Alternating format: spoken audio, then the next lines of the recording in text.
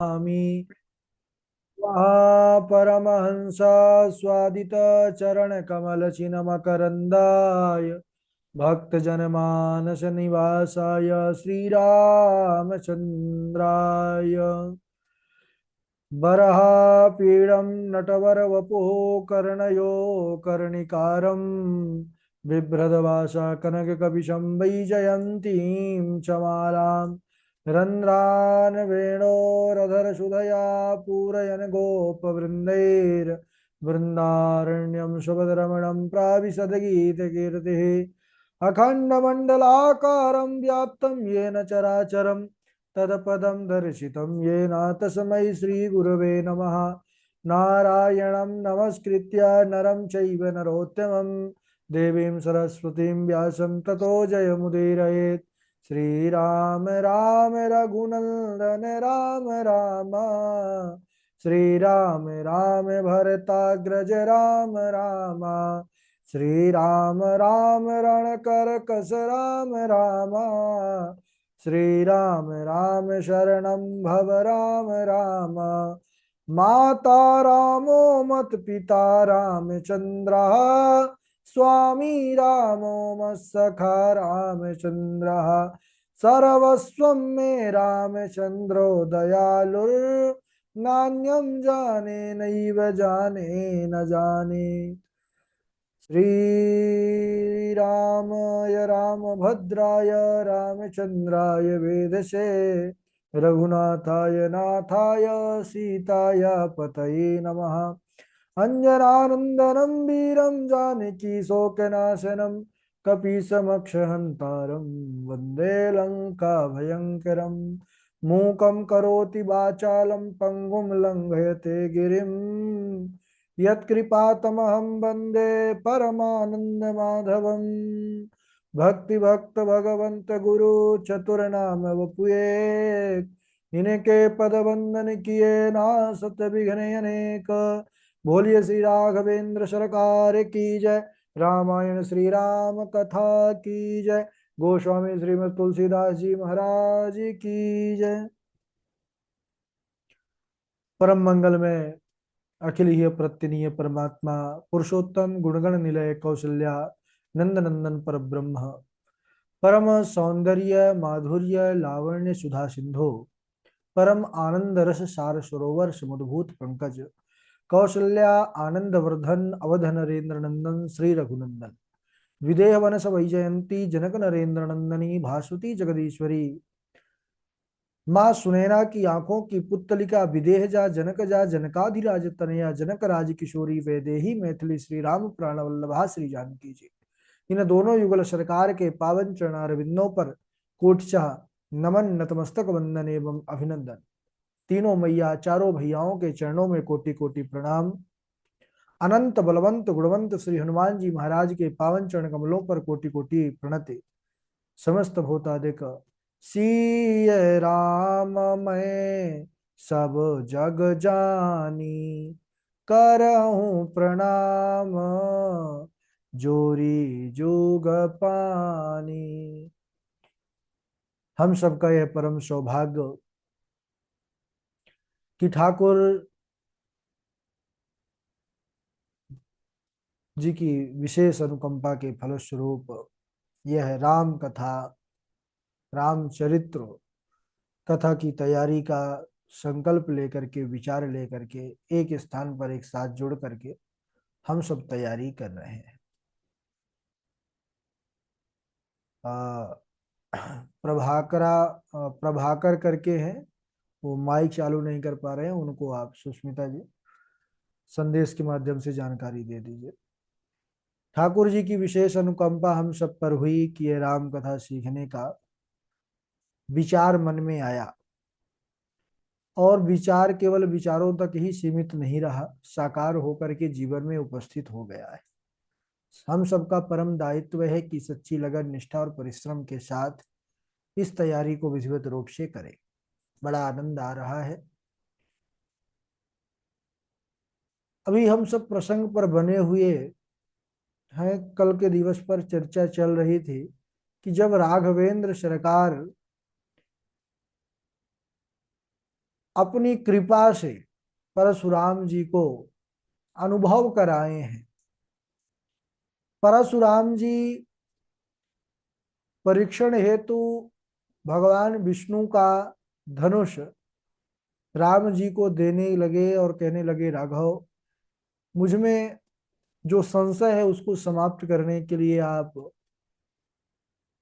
इस धनुष पर प्रत्यंचा चढ़ाइए। देना चाह रहे थे कि महाराज देने से पहले अपने आप ही वह धनुष राघव जी के पास चला गया। तब देत चाप आपू ही चली गए। जब इस प्रकार वह धनुष उनके पास चला गया, तब परम विस्मय हुआ, परम आश्चर्य हुआ कि यह कैसे हो सकता है। प्रभु राघव ने उस धनुष पर चाप को चढ़ाया है और कहने लगे, महाराज बतलाइए, यह अब खाली नहीं जाएगा। आपने जो लोक परलोक अपने पुण्यों से बनाया है, मैं उसको नष्ट कर दूं या फिर मन की गति से जो आने जाने की क्षमता है उसको समाप्त कर दूं। उन्होंने निवेदन किया कि हे राघव, मेरे मन की गति को समाप्त ना करें, क्योंकि मुझे उसकी बड़ी आवश्यकता रहती है। आप मेरे अर्जित की हुई उन पुण्य लोकों को नष्ट कर दीजिए, जिससे नष्ट हो जाएगा मेरा अभिमान, मेरा गर्व, क्योंकि मैं तप के द्वारा उनको पुनः बना लूंगा। ध्यान देने वाली बात यह है कि जो परशुराम हैं, यह 24 अवतारों में छठे अवतार में आते हैं।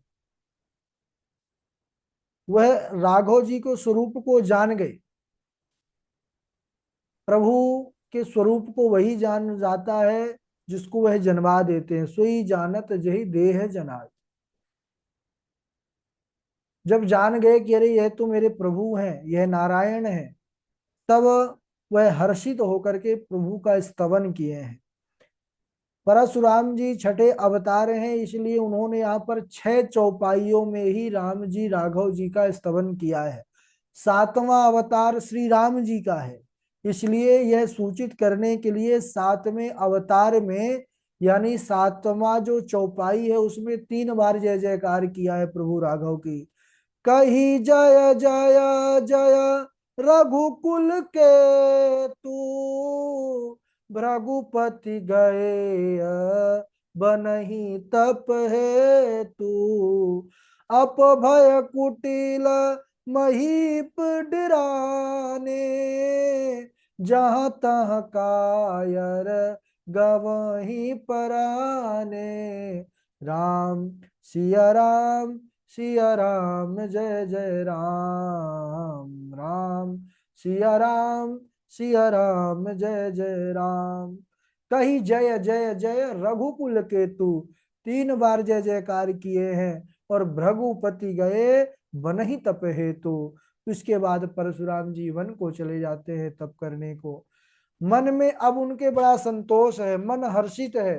पहला तो अपने प्रभु को, अपने राम को मैंने देख लिया। दूसरा कि जिनका यह समाज है वह स्वयं आ गए हैं, इसलिए अब मुझे समाज की चिंता करने की आवश्यकता नहीं है। जिसका समाज है वह स्वयं इस समाज का, इस राष्ट्र का रक्षा कर लेगा। यह मन में बड़ा संतोष है। अच्छा, जो वहां पर राजा लोग थे, अभिमानी राजा, जो परशुराम जी के आने से ही कांपने लग गए थे, और परशुराम जी भी महाराज राघव जी से डर गए जो एकदम सहज थे, तो अब तो उनकी महाराज बत्ती गुल हो गई। वह कायर राजा इस भांति उस सभा से दुम दबा करके भाग गए, किसी को पता भी ना चला कि वो किधर गए। क्यों?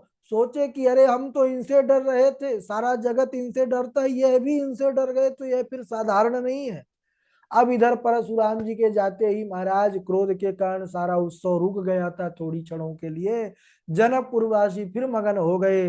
देवता लोग जो है प्रसन्न होकर के ऊपर से फूलों की वर्षा कर रहे हैं। ढोल नगाड़े उत्सव उसी प्रकार होने लग गया। अब इधर जनक जी विश्वामित्र जी के पास आते हैं, प्रणाम करते हैं, कहते हैं कि हे महाराज, हे गुरुदेव, आपकी कृपा से ही रामचंद्र जी ने इस धनुष को तोड़ा है। आपने ही दोनों भाइयों को यहाँ मिथिला में लाया है, आपका मैं कितना आभार व्यक्त करूं, जितना करूं उतना ही कम है। हे नाथ, मुझे आज्ञा दीजिए कि अब मुझे क्या करना चाहिए। विश्वामित्र जी कहने लगे कि हे मिथिलेश, वैसे तो यह विवाह धनुष के अधीन था, इसलिए धनुष टूटते ही विवाह संपूर्ण हुआ, विवाह हो गया, क्योंकि यह धनुष यज्ञ था। लेकिन फिर भी तुम अपने कुल रीति के अनुसार, जैसे ब्राह्मणों का आदेश हो, कुल के जो वृद्ध बूढ़े हैं, गुरुजनों का जो मत है, उसके अनुसार से जैसा वेदों में आचार वर्णित किया गया है, उसी परंपरा के अनुसार से आप काम करो। और कहने लगे, दूत अवधपुर पठवहु जाई, आनहि नृप दशरथ ही बुलाई, मुदित राउ कही भलहि कृपाला, पठे दूत बोलिते ही काला। जैसे ही महाराज जनक ने सुना है, क्या दूत अवधपुर पठवहु जाई, राजा जनक आनंदित होकर के उसी समय दूतों को बुलाया है और अयोध्या को भेज दिया है। महाराजाओं को बुला करके, जो मंत्री आदि थे, सबको आदेश दिया है कि इस मिथिला नगरी को, जनकपुर को ऐसा सजा दो, ऐसा सजा दो कि पूरा जनकपुर जगमगाने लग जाए। नगर में जितने भी बाजार हैं, मार्ग हैं, मंदिर हैं, सबको सजा दो। उन्होंने नगर को महाराज इतनी विविधता से सजाया है कि उस जनकपुर की रचना को देख करके ब्रह्मा जी भी चकरा गए, ब्रह्मा जी का मन भी लुभा गया कि अरे, इतनी सुंदर रचना तो मैंने भी नहीं किया, जितनी सुंदर रचना यहाँ है, हो ही क्यों ना, क्योंकि वहां पर साक्षात जगदम्बा विराजित है महाराज। दीप मनोहर मणिमय नाना, जाई न बरानी विचित्र बिताना। फिर बोले, जेहि मंडप दुलहिन बैदेही, सोबर ने असमति कवि के ही। बाबा तुलसीदास जी लिखते हैं, कहते हैं कि उसकी रचना जनकपुर धाम की इतनी बढ़िया है, और कहने लगे हो क्यों ना, अरे जिस मंडप की दुल्हन साक्षात वैदेही है, जगदम्बा है, सो बरने असमति कवि के ही, वहां का वर्णन कौन ऐसा कवि है जो कर सकता है। अरे मैंने भी जो किया वह अत्यंत थोड़ा है, अल्प है। जिस मंडप में रूप गुण सागर, रूप के समुद्र, राम जी दुल्हा हो, राघव जी दुल्हा हो, वह तो तीनों लोकों में प्रकाशित है। कहते हैं जैसे जनक जी के घर की शोभा है, महल की शोभा है, वैसे जनकपुर में प्रत्येक घर में महाराज जगमग है। जहां साक्षात लक्ष्मी माया से स्त्री का सुंदर रूप धारण करके सुंदर वहां पर बसती हैं, वास करती हैं, तो फिर उसकी शोभा कहने में शारदा और शेष भी संकोच कर रहे हैं। सज्जनों, यहाँ पर जनकपुर धाम से जो दूत आए हैं, उनका भगवान राघव की पवित्र नगरी अयोध्या पर प्रवेश हुआ है। महाराज के भवन तक पहुंच गए हैं। द्वारपालों द्वारा राज दरबार में सूचना दी गई कि महाराज जनकपुर से राघव जी का संदेश लेकर के, जनक जी का संदेश लेकर के जनक जी के दूत आए हुए हैं। राजा दशरथ जैसे ही महाराज ने सुना है, एकदम गदगद हो गए, हर्षित हो गए, उनको बुलवाया है। दूत पाती लेकर के अयोध्या राजा दशरथ के दरबार में जाते हैं और महाराज उनसे निवेदन करते हैं। क्या कहते हैं? बड़ा सुंदर एक जो है भजन है, थोड़ा सा दो पंक्ति। मानो वह कहते हैं कि हम तापाती लेके अवल बानी पार से, राजा जनक दरबार से ना। अरे हमरा घरवा जनक नगरिया, राजन अली भूप दुअरिया। हमरा घरवा जनक नगरिया, राजन अली भूप दुअरिया। मनवारी जगैले महिमा अपरंपार से, राजा जनक दरबार से ना। बतला रहे हैं पढ़ करके कि हे महाराज, हमरा राजा जनक के धिया, जिनकर नाम बाटे सिया। हमरा राजा जनक कर धिया, जिनकर नाम बाटे सिया। उनकर शादी होइले कौशल राजकुमार से, राजा जनक दरबार से ना। बहुत सारी पंक्तियां हैं इसमें, दो चार अंतरा हैं, लेकिन यहाँ पर वह दूत निवेदन कर रहे हैं कि पाती लिखल बाटे थोड़ा, जल्दी साजी हाथी घोड़ा। अरे बिनती कर जोरी करत बानी सरकार से, राजा जनक दरबार से ना। इस प्रकार उन दूतों ने महाराज बतलाया कि हम कहाँ से आए हैं और क्यों आए हैं। पाती दिया, चिट्ठी पत्र दिया है। पत्रिका को देख करके आनंद में महाराज दशरथ ऐसे लालायित हुए, उत्कंठित हुए हैं, स्वयं ही उठ करके दौड़े हैं और जाकर के पत्रिका को पकड़ लिए हैं। देखिए यहाँ पर मर्यादा भंग हो रही है। क्यों? क्योंकि यह कार्य जो महाराज स्वयं कर रहे हैं, यह कार्य मंत्री का है। मंत्री पत्रिका लेकर के और बाज करके महाराज को सुनाते हैं। लेकिन जैसे ही उन्होंने कहा कि यह राम लक्ष्मण जहां पर है वहीं से संदेश आया है, तो दशरथ जी महाराज उस राम के लिए अपना वह जो मर्यादा है उसको भी तोड़ करके और स्वयं पाती लेकर के महाराज दशरथ उसको स्वयं बांचने लगे। और बांच रहे हैं, बांचते बांचते हृदय गदगद हो गया, नेत्रों से जल की धारा चल पड़ी। बारी बिलोचन बाचत पाती, पुलक गात आई भारी छाती। रामू लखनऊ उर कर बर चिट्ठी, रही गए कहत न खाटी मीठी। आहा, महाराज दशरथ पाती पढ़ने लगे हैं, पत्र को पढ़ने लगे हैं। बारी विलोचन बाचत पाती, बाचत से यह स्पष्ट हो रहा है कि महाराज दशरथ पूरा पत्र नहीं पढ़ पाए। इतना प्रेम, इतना उनके अंदर उत्साह हुआ है। पुलक गात आई भर छाती, कभी कभी जब बहुत ज्यादा हर्ष होता है, बहुत ज्यादा प्रसन्नता होती है, वह प्रसन्नता भी ऐसा लगता है महाराज उसकी भी विचित्र अवस्था हो जाती है। फिर वह मुख से वचन नहीं आ पाता है, बस नेत्रों से। क्योंकि दो परिस्थिति में नेत्र जो है बरसने लगते हैं।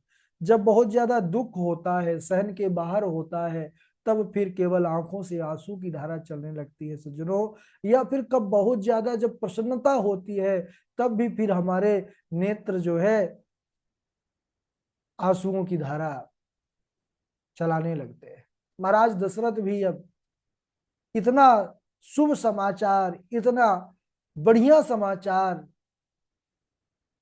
मेरे राम ने इतने राजाओं के बीच में अकेले ही धनुष को तोड़ा है, इतनी राम की वहां पर चर्चा है, इतनी प्रसन्नता है। महाराज दशरथ पूरी पत्र को नहीं पढ़ पाए, पूरी पाती को नहीं पढ़ पाए।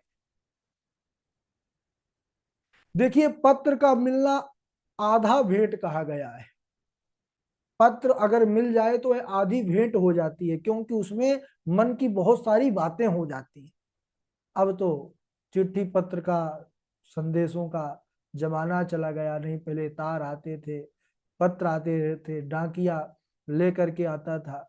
बड़े पूरे जो है घर परिवार के एकत्रित हो जाते थे। कोई दूर दूर प्रदेश में है, कोई अपना, कोई किसी का बेटा है ना, किसी का पति है।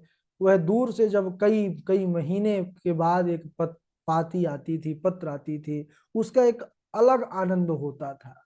सभी घर के आ जाते थे कि क्या लिखा है, मेरा भी उसने जिक्र किया है, मेरा भी उसने नाम लिया है, मुझे भी याद किया है कि नहीं किया। ये सब बातें सुनने के लिए पूरा घर, पूरा परिवार एकत्रित हो जाता था। ऐसे ही यहाँ पर जब राम जी की पाती आई है, राम जहाँ है जनकपुर से पाती आई है, महाराज पूरा राज भवन एकत्रित हो गया है।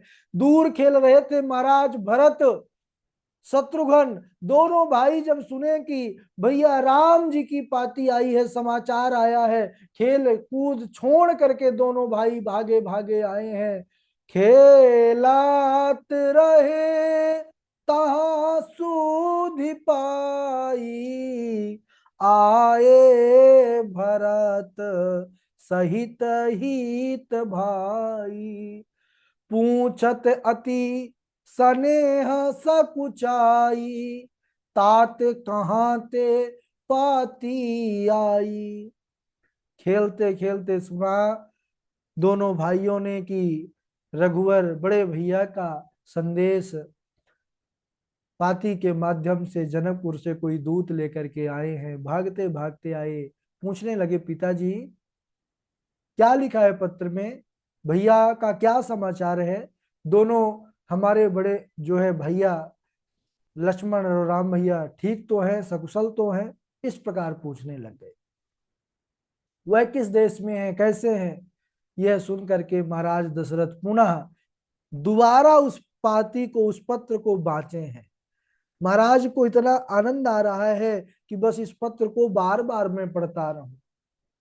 पुनः बांच करके सुनाया है, और चिट्ठी को सुनकर दोनों भाई पुलकित तो हो गए। स्नेह शरीर में समा नहीं रहा। प्रेमाधिक्य के कारण महाराज दूत को पास में बिठा लिए। इधर आओ, इधर आओ। दोनों को पास में बैठा करके और फिर पूछते हैं कि भैया आपने तो मेरे राम को देखा होगा ना।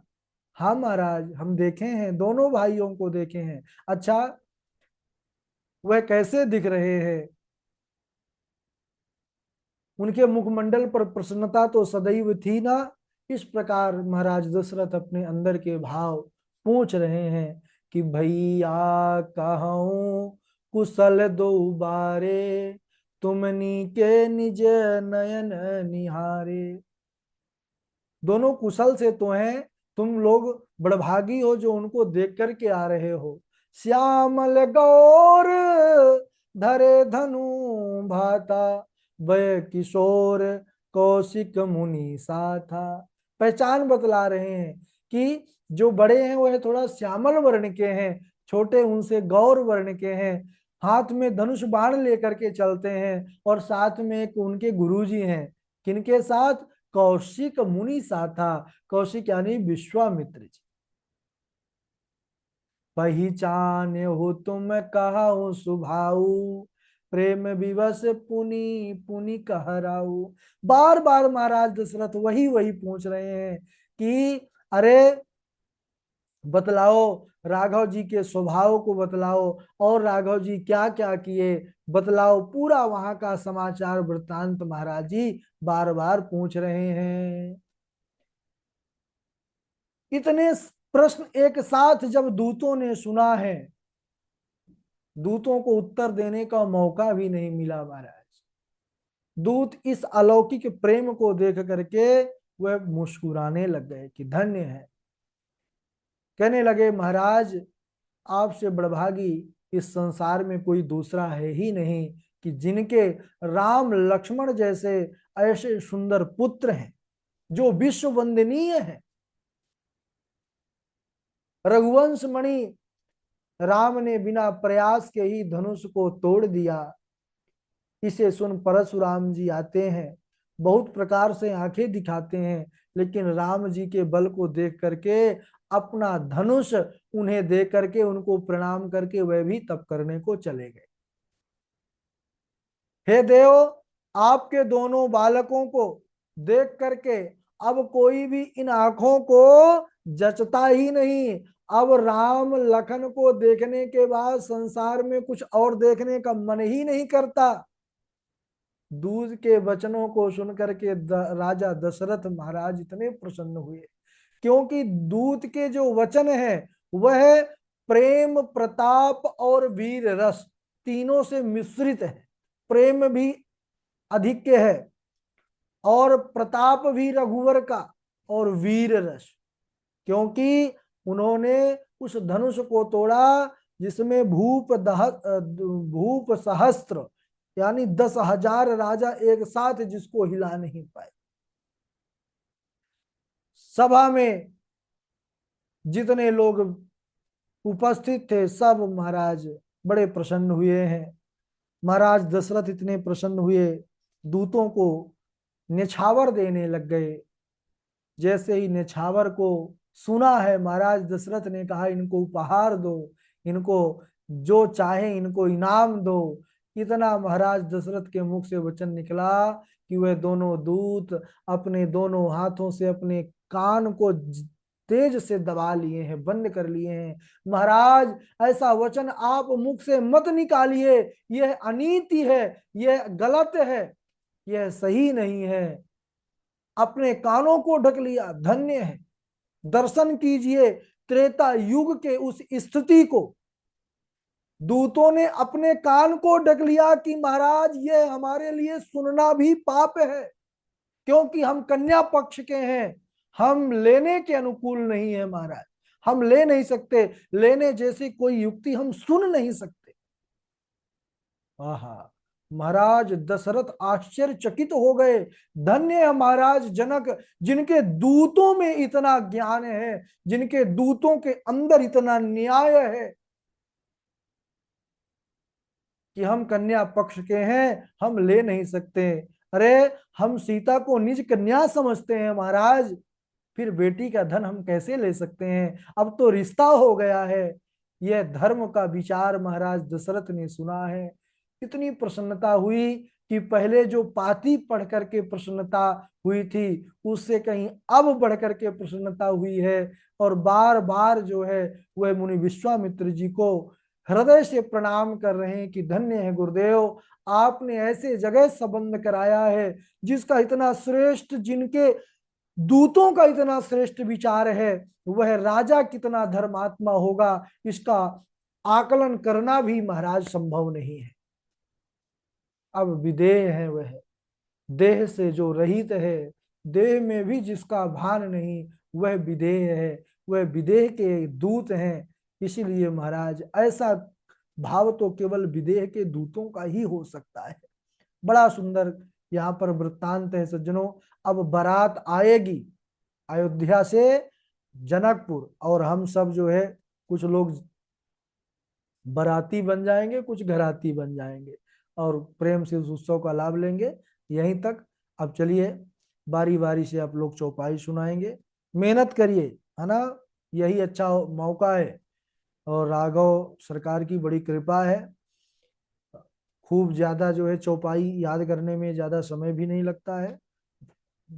आधा एक घंटा में चौपाई को दीजिए, 2-3 घंटा कथा बार बार पढ़ने में लगाइए, बस इतना ही करना है और ज्यादा नहीं करना है। बोलिए राघवेंद्र सरकार की जय, माता जानकी की जय। बारी बारी से श्लोक सबसे पहले हमारे चमन लाल जी सुनाएंगे, चमन लाल जी के बाद देवेश जी सुनाएंगे, वाजपेयी जी सुनाएंगे, वाजपेयी जी के बाद नैना किशोरी जी हैं, उनके बाद पावनी जी हैं, और पावनी जी के बाद रसिका शर्मा जी हैं, संजीव दुबे जी हैं, नेहा जी हैं, और नेहा पाठक जी, पूर्वी किशोरी जी हैं, चेतना देवी जी हैं, सुष्मिता त्रिपाठी जी हैं, और हमारे त्रिलोकी जी भी जुड़े हुए हैं। चलिए स्वागत है आपका चमन लाल जी, सुनाइए।